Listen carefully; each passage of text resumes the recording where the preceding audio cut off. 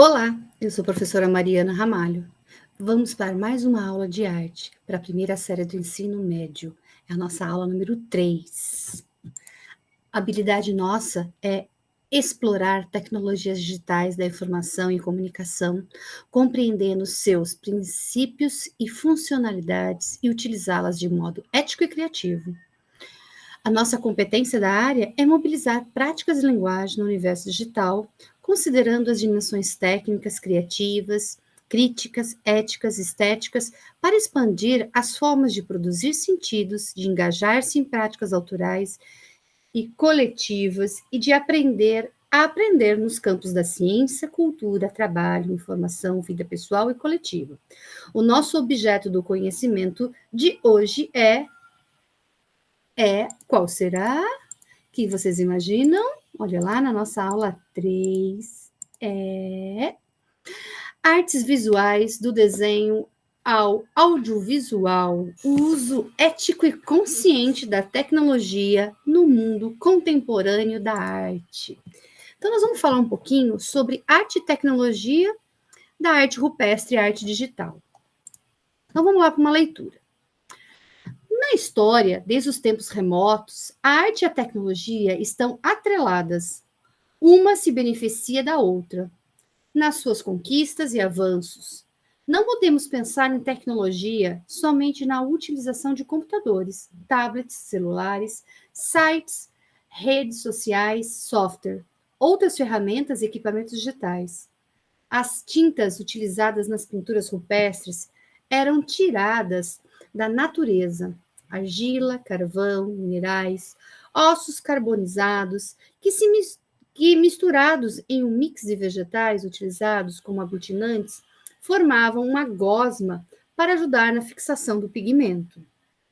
As primeiras técnicas de utilização criadas em si eram simples.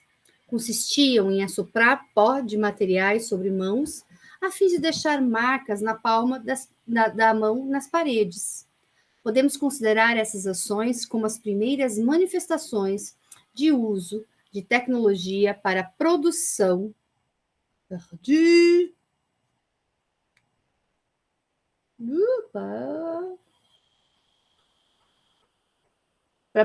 tinta e técnicas de pintura. A arte, de forma geral, em quase todas as culturas, está integrada com a tecnologia no que diz respeito à sua materialidade, o material utilizado, tá, gente? Utilização de diferentes suportes, equipamentos, ferramentas, mobilidades técnicas, formas de expressão, comunicação humana, multifuncionalidade e influência. O desenvolvimento da tecnologia permite, hoje, diferentes criações, jamais pensadas antes, como, por exemplo, instalações artísticas com a união da imagem e do som, dispensando suportes tradicionais como os quadros e as esculturas. É possível consumir arte na rua, nos museus e no mundo digital. Cada vez mais podemos ver exposições em lugares abertos. Uma fachada de prédio, por exemplo, torna-se uma tela multimídia para exposição, reprodução de criações artísticas. Na contemporaneidade, percebemos essas intervenções quando apreciamos obras de artistas que se apropriam cada vez mais das tecnologias para sua produção e de profissionais de tecnologias que criam seu produto inspirados no mundo das artes, das mais variadas formas de manifestações artísticas, como a pintura, a escultura e o design. Podemos, hoje, sem sair de casa, interagir com artistas, museus, exposições, com obras e etc., com o recurso da tecnologia. Então, vamos lá. O que a gente precisa aprender primeiro? Tecnologia, gente, é tudo aquilo que está em avanço. Então, isso é uma tecnologia. Por exemplo, a minha caneta. Essa é uma caneta esferográfica. Ó, sai a pontinha. Oxe, não parece. Sai a pontinha. Antigamente, a caneta era uma caneta tinteiro, bico de pena. Então, você tinha um potinho com a tinta, você mergulhava seu bico de pena para você escrever. Depois, ela evoluiu. Olha a tecnologia aí.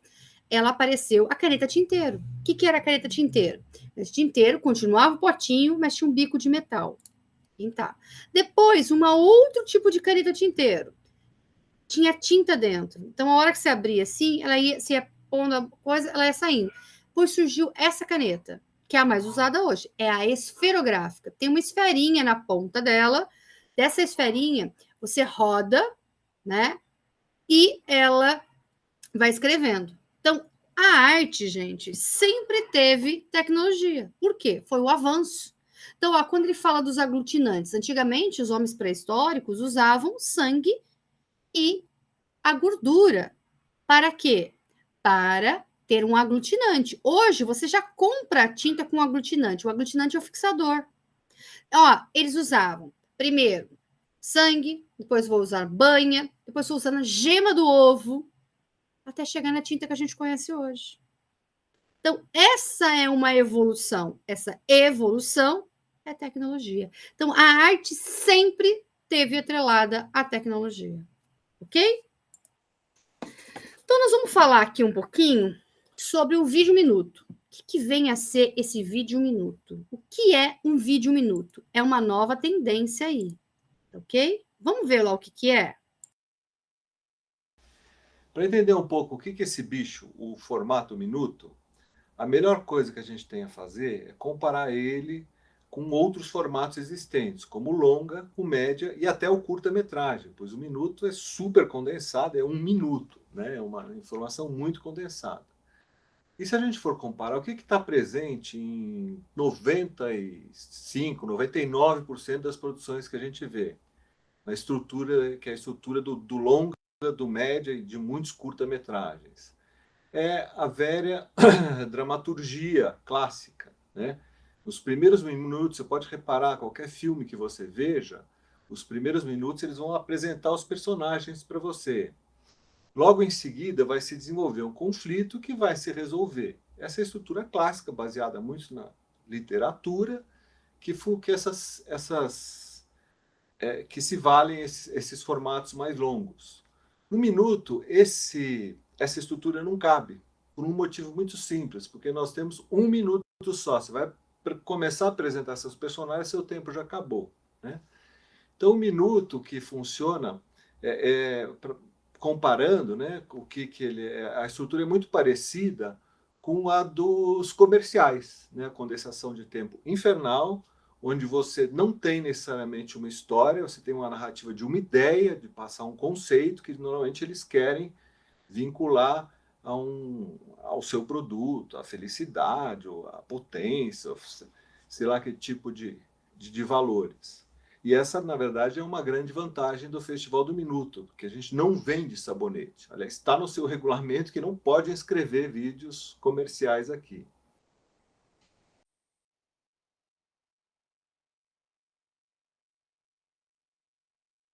Então, olha lá. Vamos ver também, né?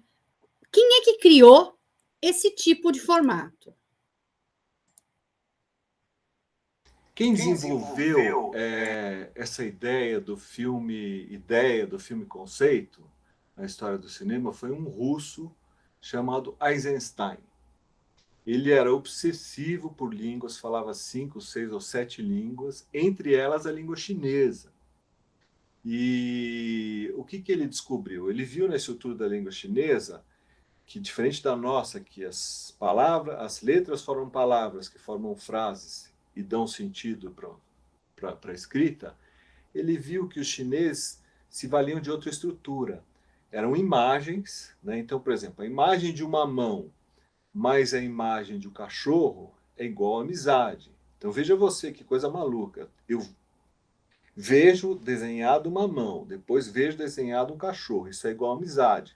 Só que a amizade não está desenhada em lugar nenhum. A amizade se desenha na minha cabeça. É o encontro desses dois símbolos. Né?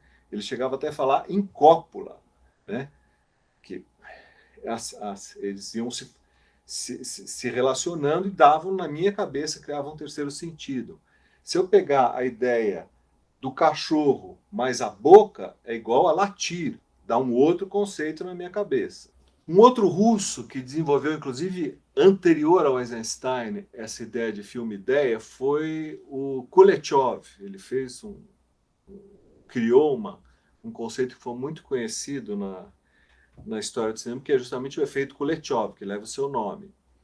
E é uma coisa muito simples. Ele pega uma imagem neutra, finge que eu paro aqui e fico simplesmente olhando para a câmera, e eu vou intercalar isso com outras imagens diferentes, né? Sei lá, uma comida, uma cena de tragédia, enfim, imagens diferentes. E cada uma delas, combinando com aquela mesma cara inicial, imagem igual, neutra, vai gerar um sentimento em quem está vendo. Né? É a mesma ideia lá dos ideogramas, ou seja, são imagens que estão se sucedendo na câmera e gerando ideias na cabeça de quem está vendo.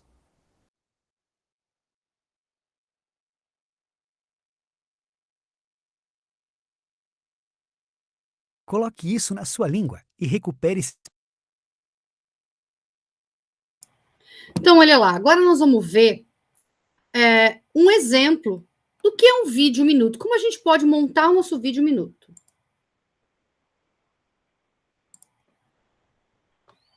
Esse vídeo minuto que vocês vão assistir, fui eu que produzi, tá? Num curso, né, do Festival do Minuto. Ele é a Imperatriz do Mundo. Então vamos lá ver quais são os recursos que eu utilizei. Lembrando que o vídeo minuto ele tem 1 minuto.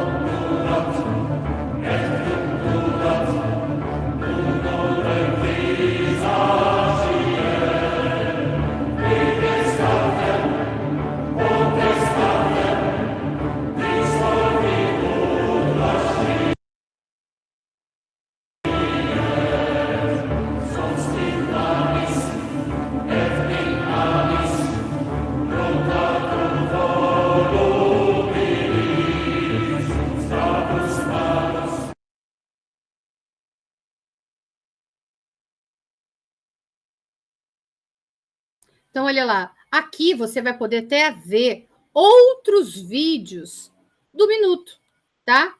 Então, outras coisas. Vamos ver esse aqui, ó, home office. Ele foi produzido pelo Bruno, da cidade de São Paulo. Então, vamos ver como que é o vídeo dele.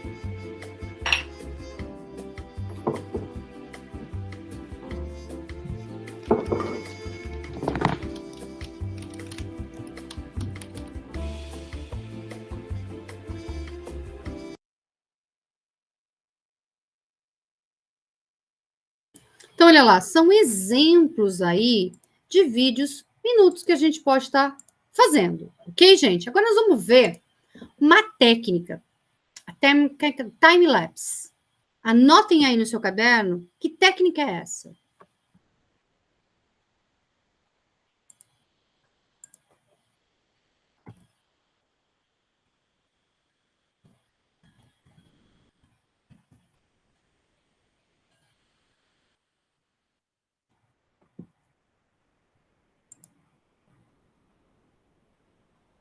Esse exercício do time-lapse, ou como a gente chama,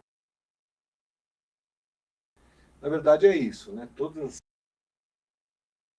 Esse exercício do time-lapse, ou como a gente chama aqui no minuto, tempo pula-pula, na verdade é isso, né? Todas as câmeras celulares já vêm praticamente com esse setup desse efeito, que ele vai selecionar você vai escolher o tempo em que vai ser tirada uma foto daquela situação que você está. Então, é aquele clássico que a gente vê, por exemplo, de carros acelerados na cidade, ou nuvens passando com velocidade, é porque eles tirou uma foto de 30 em 30 segundos. Então, um dia inteiro vai dar um movimento maluco, né? Então, ele possibilita que a gente veja o tempo passando. Isso é muito legal, é prazeroso, a gente gosta de ver. A questão que se coloca é a questão do contemporâneo. Muita gente fazendo a mesma coisa. Então, você tem que pensar numa forma do time-lapse ou de misturar time-lapse completamente diversos, de espaços diversos, para você criar um minuto singular usando esse recurso.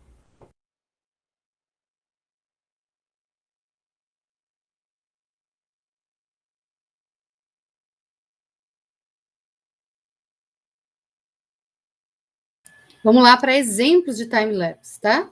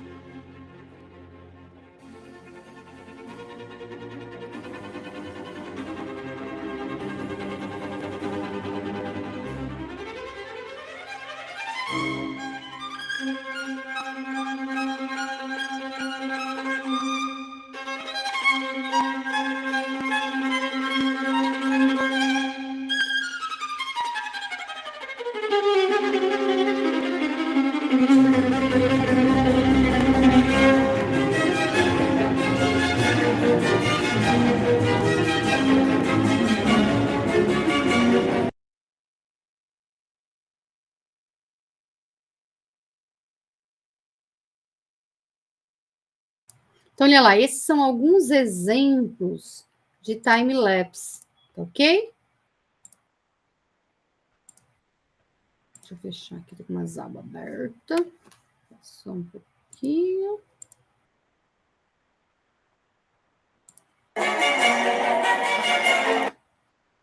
Tá? Certo, gente? Então, essa foi a nossa aula sobre time-lapse e tudo mais. Na próxima semana, na próxima aula, nós vamos fazer essa produção, ok? Tchau, gente!